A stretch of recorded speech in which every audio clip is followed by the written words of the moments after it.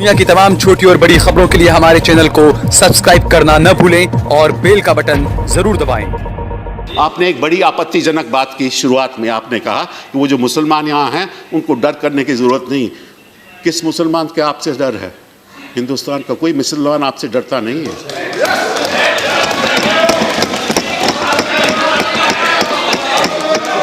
ना मैं डरता हूं, जहाँ इस देश के नागरिक डरते हैं, ना कोई मुसलमान डरता है। डरते हैं तो हम संविधान से डरते हैं, जिसकी आप धज्जियां उड़ा रहे हैं। किस किस्म का कानून है? आप क्या कर रहे हो संविधान के साथ? आप धज्जियां उड़ा रहे हो संविधान से।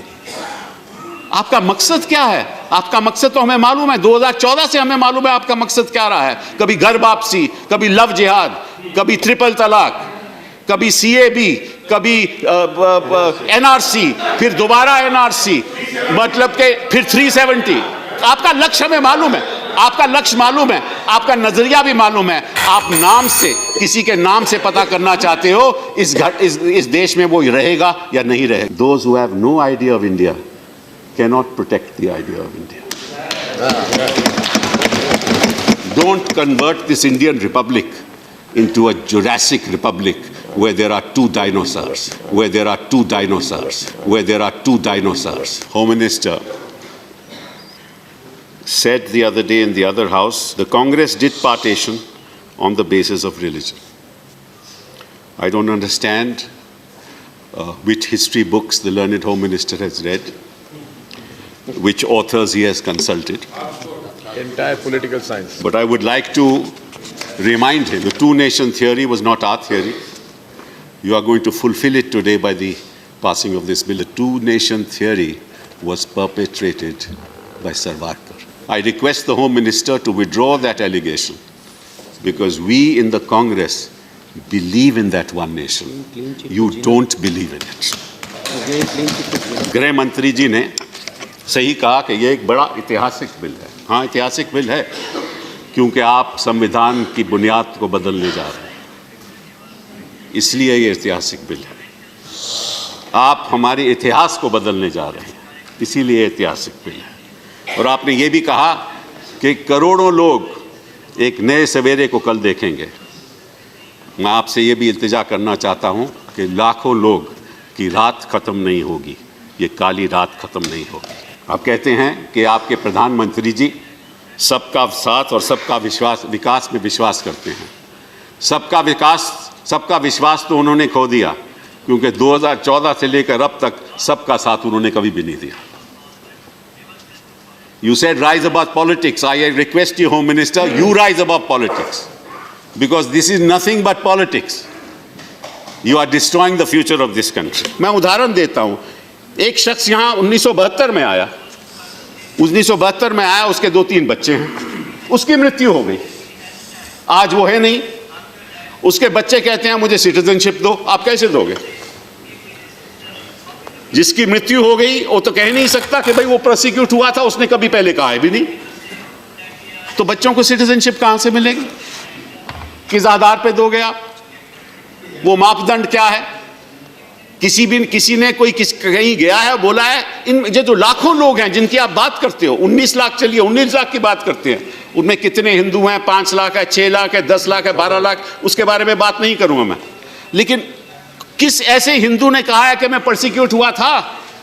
आपको साहब बड़ी गलतफहमी है। उन्होंने मालूम क्या कहा है अपने लेगेसी पेपर्स में कि मैं तो यहां का रहने वाला हूं। उन्होंने सब डिक्लेरेशन दी है कि मैं तो यहां का रहने वाला हूं। आप उसको इस विधेयक के द्वारा झूठ बुला रहे हो। Please conclude. जो शख्स कह रहा है कि मैं तो हिंदुस्तान का रहने वाला हूं, आप उसको कहना चाहते हो नहीं तुम हिंदुस्तान के रहने वाले नहीं हो। तुम कहो तो तुम तो बांग्लादेश से आए थे और क्यों परसिक्यूट हो रहे थे, इसलिए हम आपको सिटीजनशिप देंगे। ये किस किस्म का कानून है? This bill gives legal colour to the two nation theory which I have already stated. 2, religion cannot be a factor in the acquisition of citizenship that has been rejected by the Constitution of India. So there are 3 concepts that you must understand, which is the basis of citizenship. Number 1, born in the territory of India.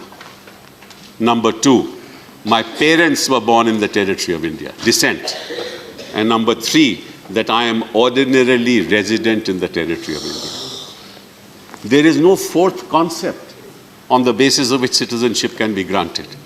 Sir, I might tell you something very interesting. I belong to a family which used to live in Lahore. I came to India and I was born here in 1948, but my brothers, my sister, my parents, my grandparents were all born in Pakistan. We were all refugees. When we came to India, we were not citizens of India. Why? Well, because we were not born in the Republic of India. Therefore, we were not citizens of India. But there was a provision in the Constitution which said that if you are born in an India of 1935, undivided India, then you shall be a citizen of India. But that was not the only thing. I had to become a resident of India. I had to come to India 6 months prior to July 1948. And if I came to India 6 months prior to that, I would have been a citizen of India. So residence, ordinary resident, bona fide residence is an essential element for being a citizen. For those who came after the 19th of July 1948, they had to file an application before an appropriate authority. And in that application, before they filed it, they should have been resident in India for the last 6 months. They too could not get citizenship. So that's the basis and the foundation of citizenship. That's why Mr. Chidambaram asked, who has advised you to do all this? Who has advised you? Who has given you that opinion from the Law Ministry and the Attorney General? None. Let me tell you something else now, sir. Under Article 11, there is a provision which says that through another act, through a law made by Parliament, somebody can acquire citizenship or terminate citizenship. That is the Citizenship Act. Now, so the Citizenship Act, some very interesting provisions. Let me just tell you just a couple of them. The Citizenship Act says that if you are born in the territory of India from January 26, 1950 to July 1, 1987, you shall be a citizen of India. If you are born in the territory of India from July 1, 1987 to when the 2003 bill has been passed, which was passed in 2004, which is the Citizen Amendment Bill, you shall be a citizen of India if one of your parents is a citizen of India. And if you are born after 2004, you shall be a citizen of India if one of your parents is a citizen of India and the other is not an illegal migrant. That is the condition of the Citizenship Act. If one of the spouses is an illegal migrant, you can't be a citizen of India. Now, sir, what amendment have you brought? Just think about it. What does your amendment say? Let me just tell you what it says. I'm sure you've read it. Provided that you are making an amendment to 2(1)(b).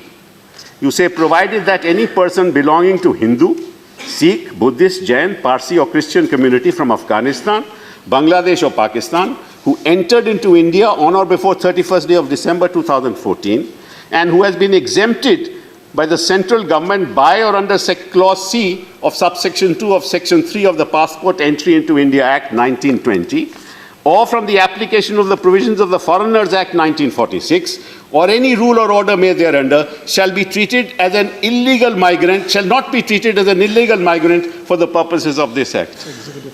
Now, please tell me, the Foreigners Act deals with people who are declared to be foreigners. The Passport Entry into Act deals with people who have entered into India without a valid document. And now in your objects and reasons you have said that these are all people who have been persecuted. Where is the provision for persecution in the Act? There is no provision for persecution. There is no provision for persecution. If a man came from Bangladesh or from Pakistan into India in 1972 and he has been an illegal migrant after 1972 till date, how will he prove, how will you say that he has been persecuted? Unless he says that he was persecuted. Amongst all the people who have come to India without any legal documentation, has anybody said that they have been persecuted?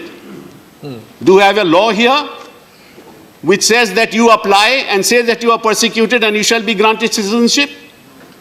It's very interesting, Mr. Nadda in the course of his speech mentioned Dr. Manmohan Singh and what he said, but he didn't mention what Advani ji said. I wish he had. Because Dr. Manmohan Singh said, look, if people have been persecuted and they have come from our neighboring countries, you must give them citizenship. उनको नागरिकता मिलनी चाहिए. और अडवाणी जी ने क्या कहा? तो मैं आपको जवाब देता हूं. उन्होंने कहा, there are various kinds of allegations made that you are making discrimination between this and that, which we do not propose to do. We always say that a person who has to flee because of religious persecution is a refugee, bona fide refugee. And he cannot be regarded on par with the illegal immigrant who may have come here for any reason, even for economic reasons. If he is an illegal immigrant, he is an illegal immigrant. This is what Advaniji said. Now, if these people are illegal immigrants, on what basis you say that they have been persecuted? Has anybody said that they have been persecuted?